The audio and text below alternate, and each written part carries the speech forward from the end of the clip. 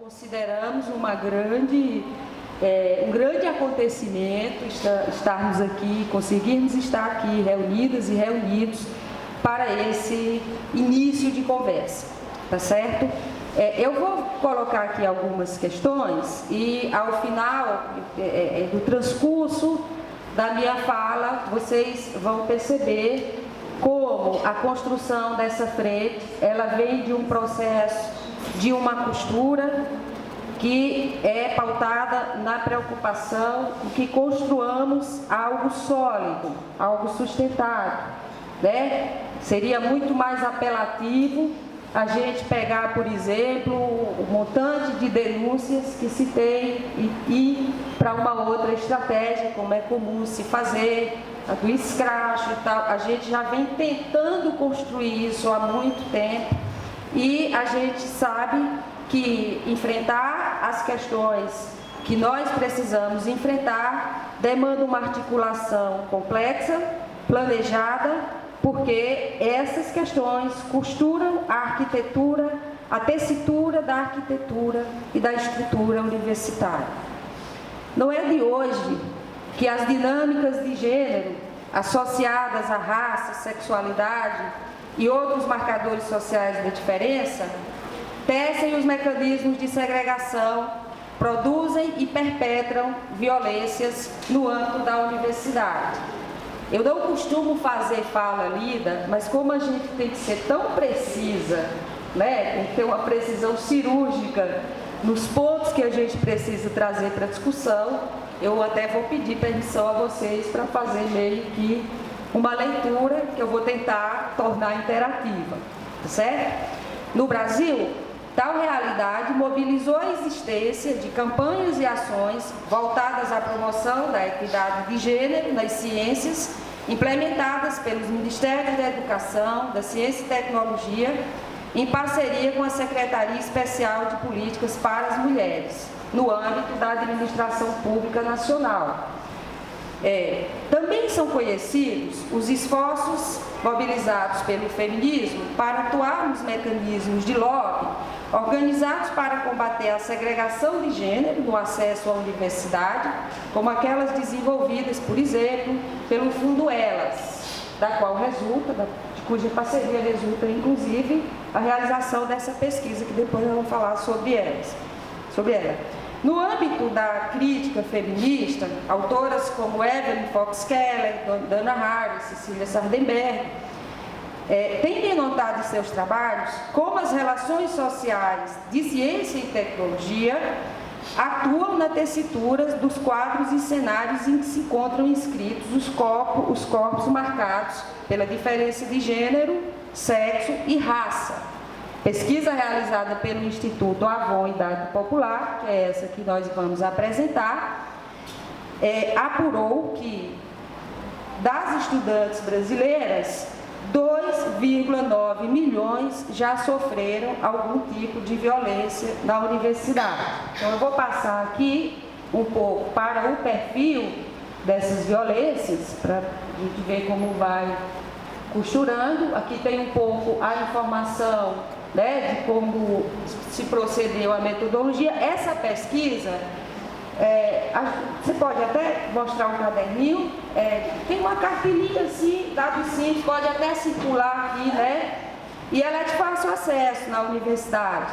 Ainda é uma pesquisa, digamos, que não captou a complexidade, por exemplo, do marcador racial na interação com o marcador de gênero no ambiente universitário. Nós fizemos uma pesquisa para o edital universal, que, caso aprovada, traz essa perspectiva, não é? Mas nós estamos nos servindo dela porque nós temos iniciativas pontuais de articulação de uma resistência localizada no âmbito das universidades, mas nós não temos ainda uma perspectiva de articulação em rede das iniciativas e temos pouquíssimas iniciativas de pesquisa, de investigação. E para esse campo denota um esforço muito grande, porque a gente vai ter que ter uma briguinha com os parâmetros, com a adoção de indicadores que são usados,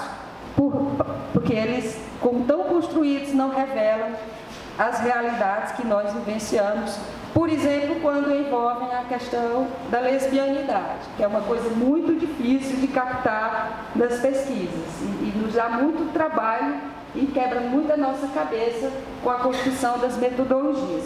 Então, o que essa pesquisa aponta, né? Primeiro, as formas mais comuns de violência no âmbito universitário, e aí nós temos como mais comuns a prática do assédio sexual, a coerção, a violência sexual, violência física, a desqualificação e exposição intelectual e agressão moral e psicológica. Por que nós colocamos as setinhas? Porque essas violências, não existe uma sistematização delas. Você tem que pesquisar, analisar as iniciativas, os perfis, e aí a gente vai vendo, por exemplo, que a violência que é praticada pelo ente colega discente, ela tem uma conotação. A violência que é praticada pelo seu superior, professor, ela é completamente distinta, né? E aí, na violência que é praticada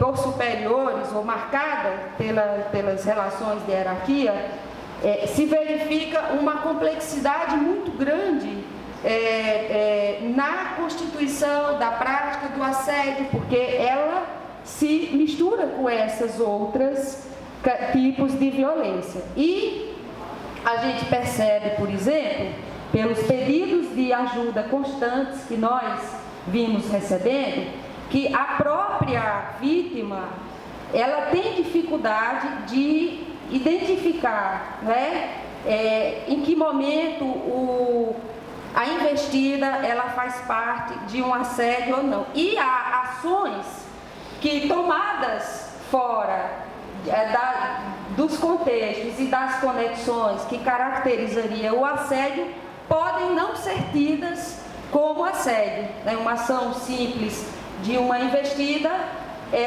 se ela está dentro de um contexto reiterado, de perseguição, e aí a gente percebe as mesmas características que a gente encontra na sala. Essa coisa da exposição, na hora da chamada, na hora da discussão, sempre chama a atenção da pessoa.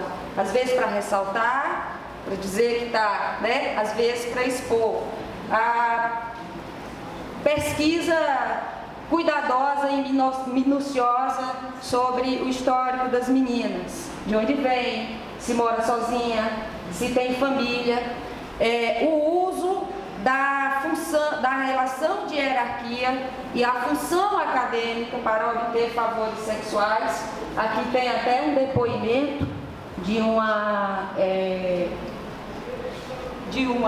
das entrevistadas, que ela fala das técnicas, né? E ela diz, não são só os alunos que assediam. Um professor me trazia presentinhos toda a aula e começou a mandar mensagem pelo celular. No dia da prova, ele sentou ao meu lado e me deu a prova mais fácil, fez de tudo para entender que aquilo era um favor, tipo, que ele ia cobrar. Então, nós temos qualquer, como é que diz no finalzinho das obras de ficção? Qualquer semelhança com a realidade não é mera coincidência, né? Então, o que a gente tem visto é que é sistemático, é um comportamento que dá a entender que há ali um sentimento de autorrealização, né? Com a perseguição, o cerco. Porque as denúncias vão além, aí depois vem as chantagens, as ameaças. As meninas, por exemplo, de famílias mais tradicionais, são muito vítimas desse tipo de, né, que a gente levantou nas pesquisas. Pensa que o assédio tem só esse recorte de classe? Não, porque a vulnerabilidade da situação da mulher é determinada pelo contexto que ela vive. E às vezes não basta o recorte de classe para dizer que uma pessoa é mais vulnerável que outra.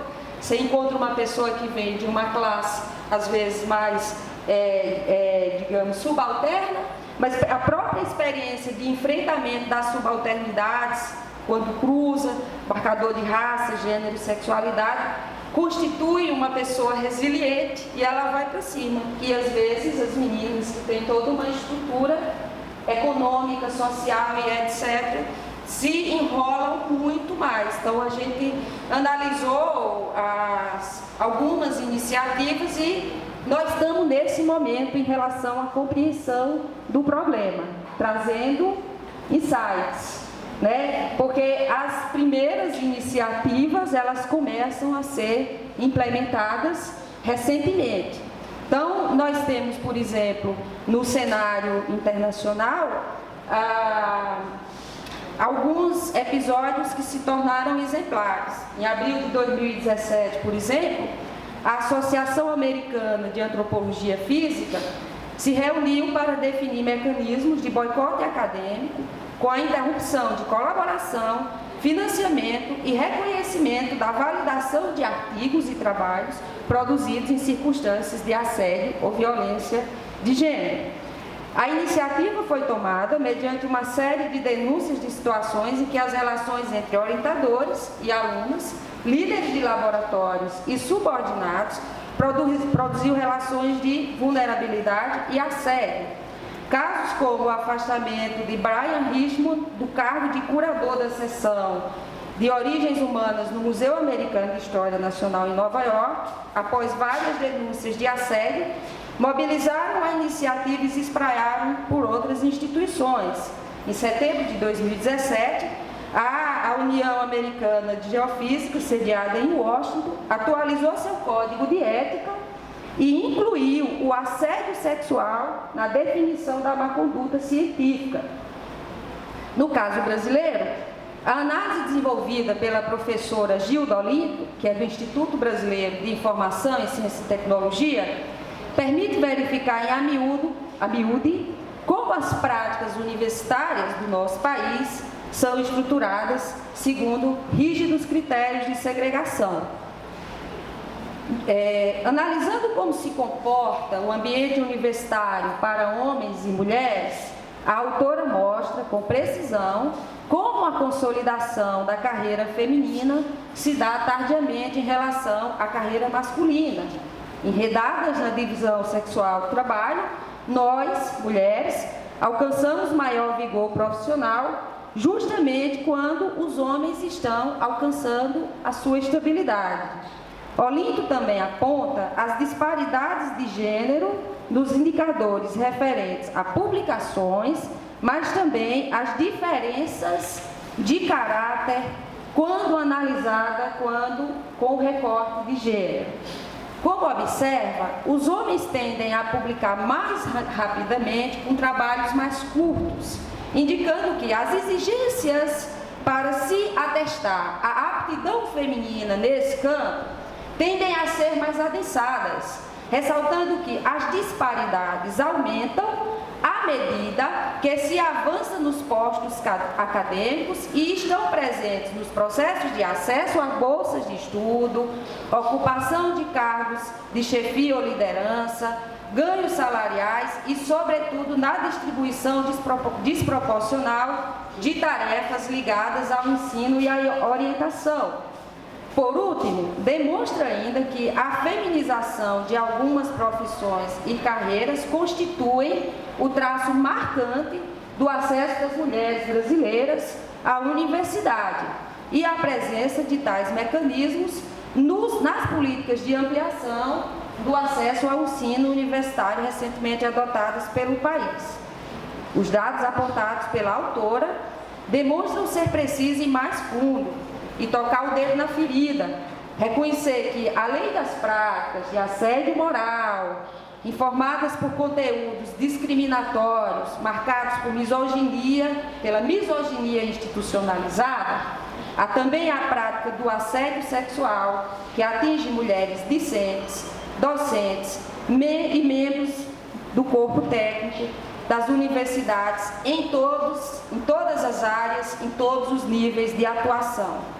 Uma rápida busca em qualquer ferramenta de pesquisa da internet vai levar vocês direto para essa realidade, né? Então, como a articulação feminista a partir da universidade, que a gente poderia chamar de uma ciência feminista nas suas múltiplas interlocuções com a crítica decolonial latino-americana, a crítica dos estudos subalternos asiáticos, a crítica das mulheres palestinas. Então, quando a gente está falando de crítica feminista, a gente está falando de uma crítica que não é homogênea, pelo contrário, que ela traz essa diversidade de vozes.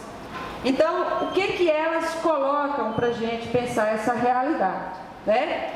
Primeiro, que elas consideram que é pela centralidade atribuída ao conhecimento científico e à tecnologia nas dinâmicas geopolíticas e socioeconômicas contemporâneas, que a crítica feminista decolonial interpela diretamente a universidade, evidenciando os vínculos e cumplicidades da prática universitária com os mesmos pressupostos epistemológicos e políticos que alinharam as práticas científicas com tecnologias de extermínio e genocídio em todos os campos do saber. Não esqueçamos que a pseudociência que produziu a pseudo-verdade da inferioridade do corpo negro e do corpo feminino constitui ainda a base epistemológica de muitos conteúdos que são usados tanto nas áreas das ciências biológicas e da saúde como nas áreas das ciências sociais, porque esse modelo, ele também é o modelo que inspira a organização do Estado no atendimento das práticas sociais. Nós temos que atentar para isso. Por isso, elas nos chamam a atenção para a relação entre o que se chama crise da universidade e a maneira como gênero, raça, sexualidade e outras manifestações da diferença atuam na composição topográfica das desigualdades impregnadas no tecido universitário.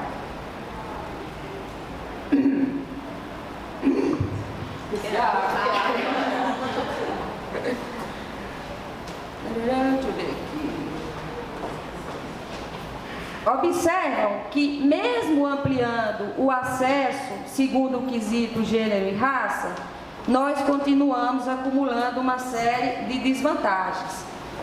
Além disso, que não foram incorporadas à estrutura universitária as pessoas que não conseguem se alojar na matriz binária de pensamento, como pessoas trans, as populações indígenas e africanas, que se enunciam a partir de uma cosmologia, de uma epistemologia situada numa cosmologia, numa visão de mundo não admitida pelo saber acadêmico como racional.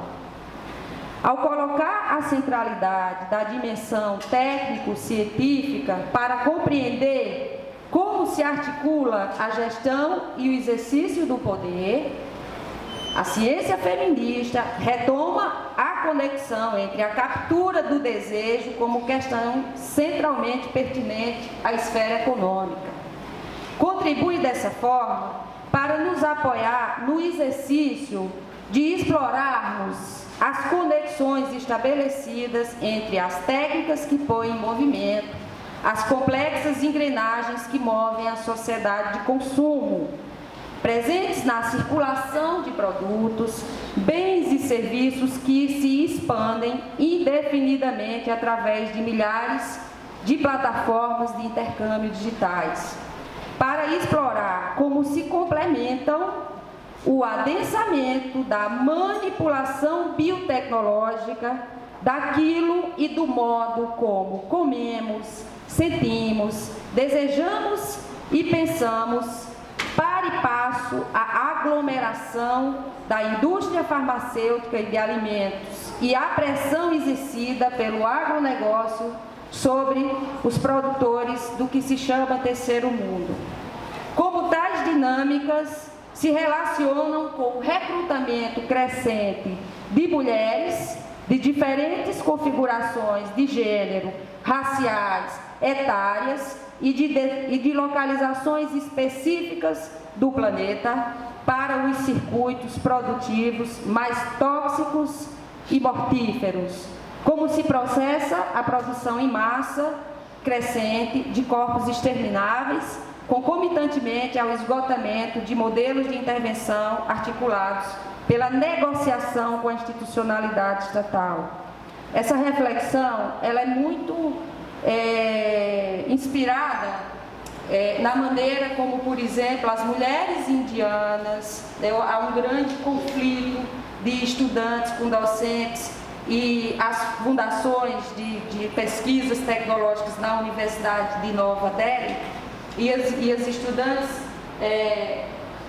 denunciam exatamente isso, a apropriação das estruturas universitárias para o recrutamento das mulheres para essa produção, que é o que faz chegar o produto de graça, né, produzido pelas mulheres da Ásia, na casa de muita gente, inclusive com os pedidos de socorro constantes, né? Então, referendando a crítica feminista, agora vou tentar ser bem rápida, né? O Naumar Almeida Filho, que foi reitor da UFPA e o reitor da Universidade Federal do Sul da Bahia, juntamente com o Boaventura de Souza Santos, argumentam que a ênfase apologética ao conhecimento e à tecnologia como vetores de avanço, modernidade e evolução presentes em algumas abordagens que celebram a formação em curso de sociedades, das sociedades do conhecimento, desconsideram que aí se processa a reprodução de iniquidades que marcam as trajetórias históricas da desigual interdependência entre países e regiões, com posições hierárquicas claramente demarcadas pela profunda desigualdade das relações econômicas.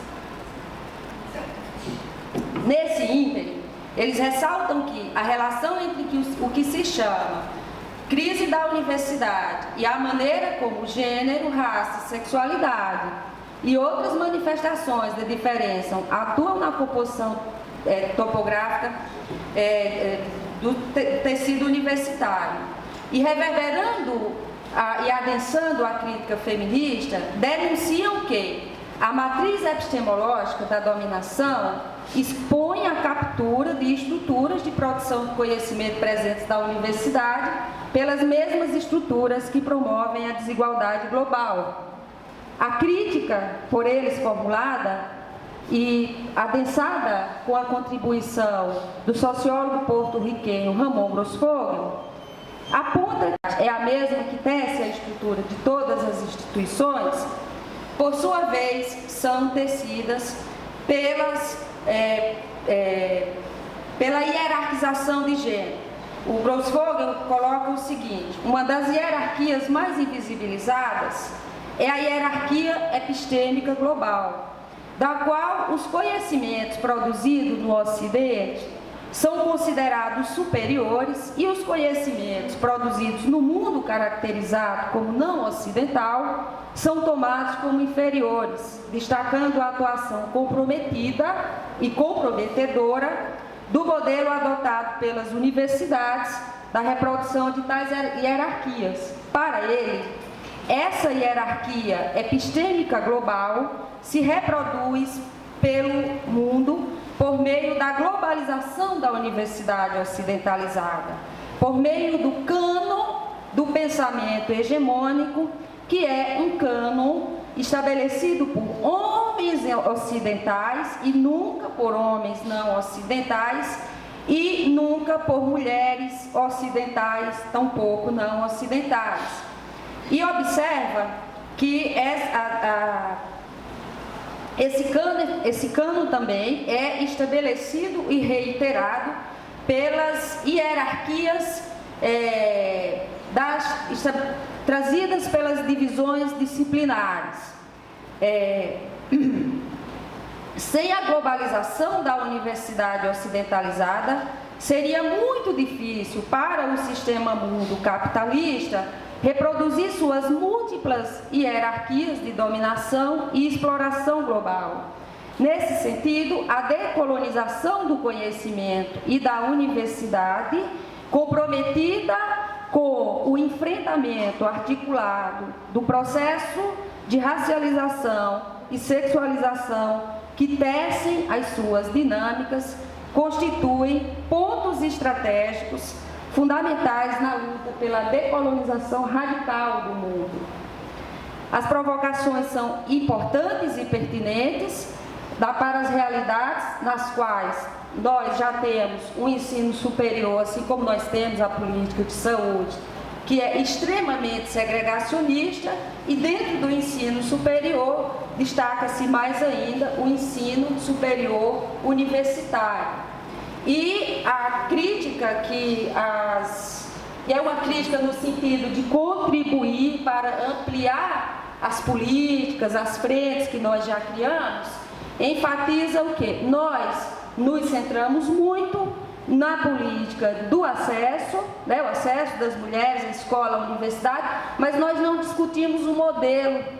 Aí o que é que acontece? A pessoa trans, a pessoa de matriz africana, ela chega na universidade e ela se depara com uma estrutura racista, sexista, e ela desiste. Os índices de evasão apontam uma relação entre evasão e já se tem investigação em curso sobre isso, a relação entre evasão e aluno cotista, e alunos cotistas. O que a gente precisa é ter um zoom maior sobre o que constituiriam as razões dessa evasão. Eu vou tentar resumir, para a gente pegar aqui, né? Então, a universidade ocidentalizada, ou em processo de colonialidade, articula as características que nós já elencamos, um anacronismo profundo na sua estrutura acadêmica, que são destacadas pelo Naumar de Almeida Filho. Esse anacronismo é marcado pela dissonância da formação universitária com os desafios contemporâneos, pela incompatibilidade quase completa da nossa estrutura acadêmica, à exceção das 12 universidades que já fizeram o seu processo de reforma, com as estruturas acadêmicas vigentes em outros países. A nossa realidade, por exemplo, de formação e pós-graduação em nível de mestrado, ela é uma coisa discrepante. A quantidade de cursos que nós criamos aqui todo dia a bem do mercado nos torna motivo de piada lá fora. Diz que só existe no Brasil essa pulverização que nós temos, mas aí é o lobby do ensino privado, né? Então nós temos ainda também uma excessiva precocidade nas escolhas das carreiras, um viés monodisciplinar na graduação e na pós-graduação, com currículos estreitos, bitolados e um enorme fosso entre elas, tá? Então, as ponderações de Boaventura de Souza Santos e Naumar Almeida Filho, assim como Ramon Grossfogel, Agildo Olinto, né? Todas colocam o seguinte: nós estamos no processo de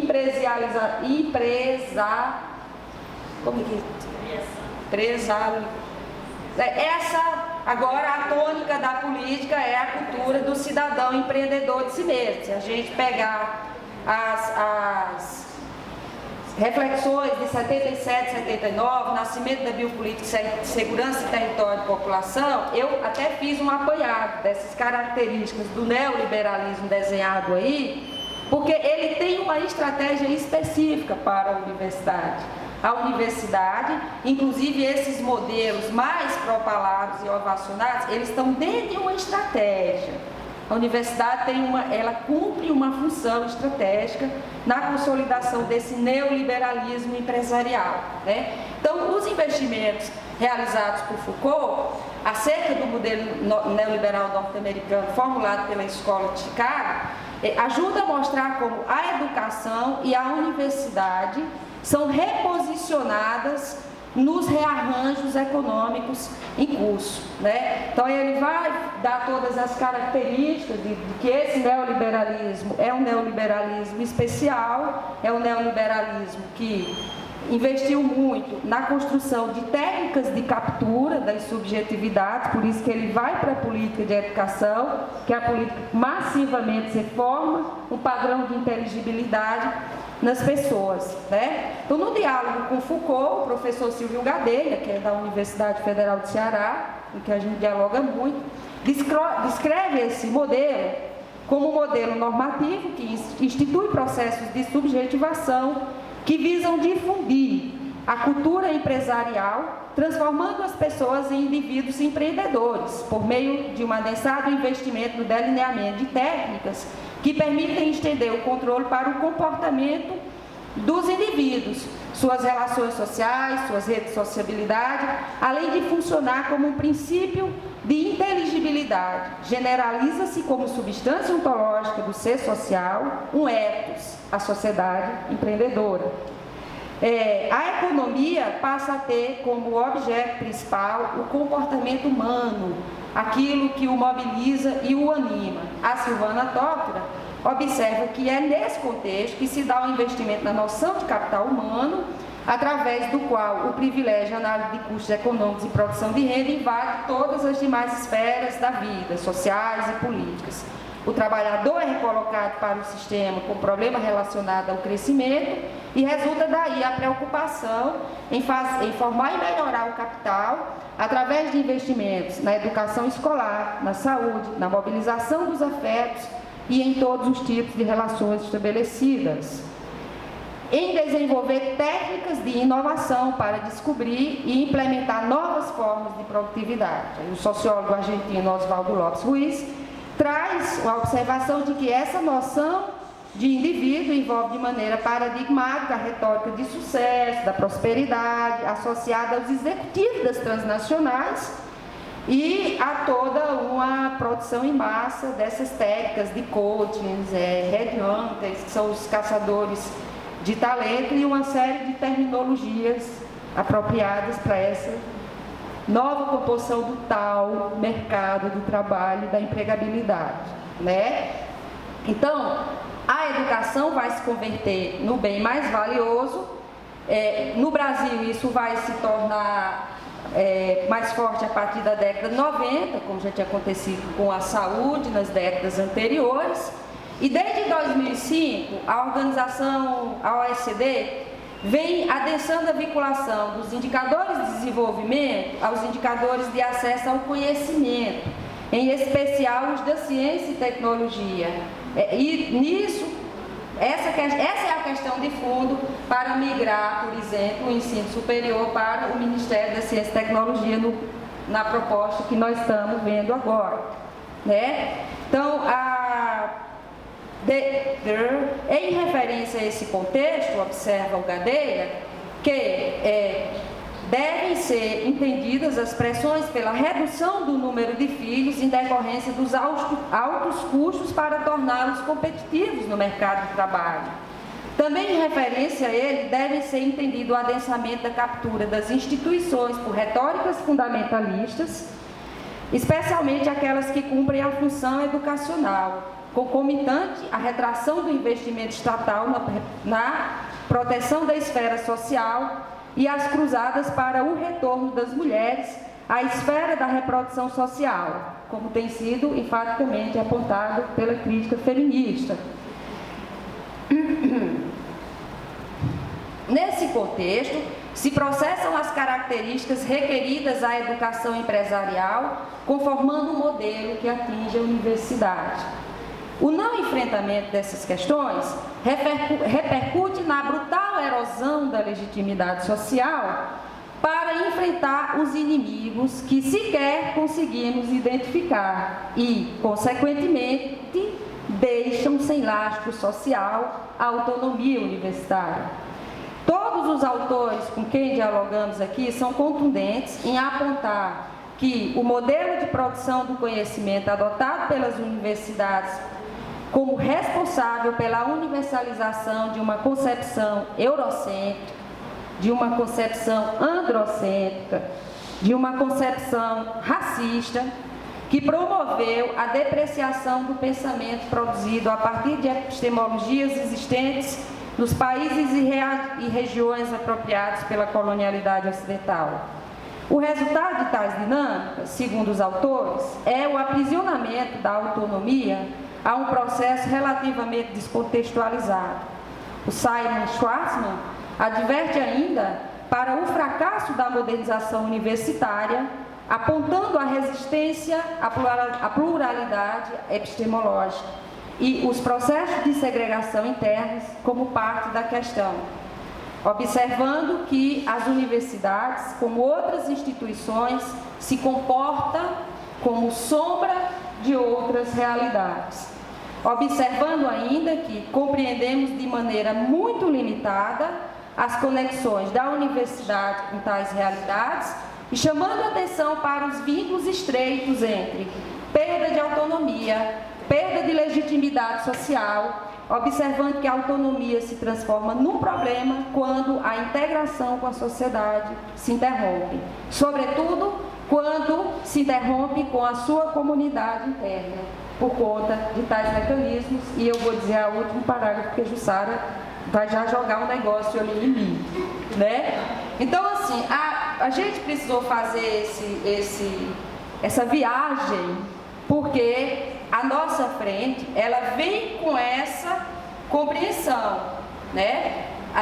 Que nós não podemos nos constituir como uma frente para as mulheres se nós não nos constituirmos antes como uma frente para pensar um projeto de universidade onde nos caiba. Porque o que nós vemos com a experiência que se acumulou é que nós não estamos resolvendo os problemas com a solução, o suporte apenas para a entrada.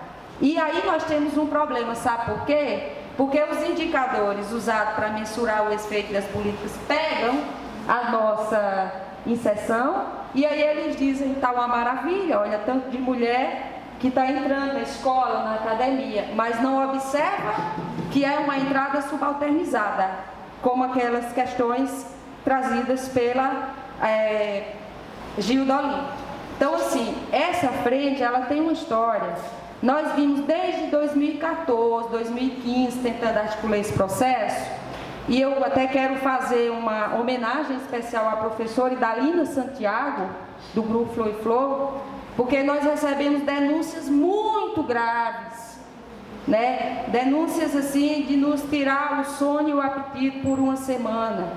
Nós fizemos as primeiras reuniões com um monte de gente, inclusive muitos professores da universidade, mas nós sempre pautamos que qualquer processo que nós nos detivéssemos a gastar energia para construir, tinha que ser assim, tinha que ser uma coisa como a gente está fazendo agora.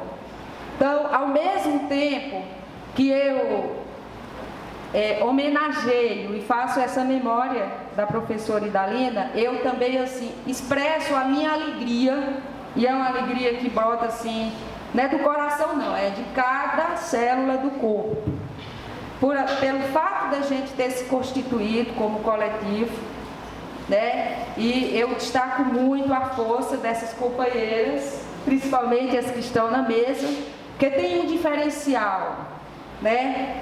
Muita gente escutou o que a gente escutou e muita gente fechou a porta da sala e foi-se embora e não pensou no assunto.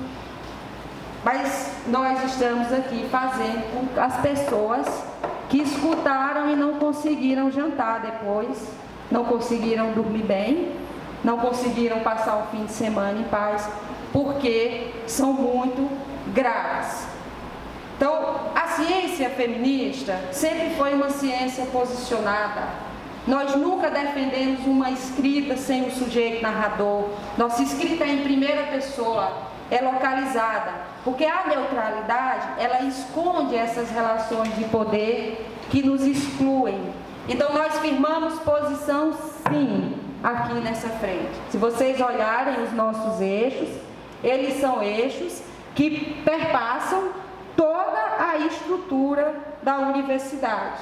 Nós vamos mexer e vamos provocar, sim, a construção de uma nova arquitetura acadêmica e organizacional, o seu modelo de política institucional e governança, de gestão, promovendo uma transformação profunda, radical, geral e completa, a fim de dotar a universidade de plena sustentabilidade pedagógica e operacional.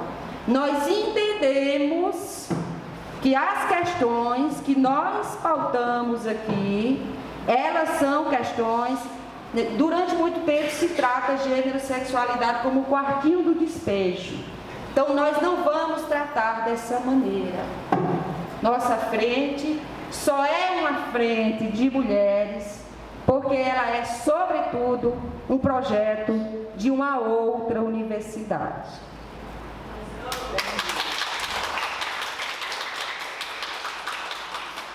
Desculpem a delonga, foi ótimo.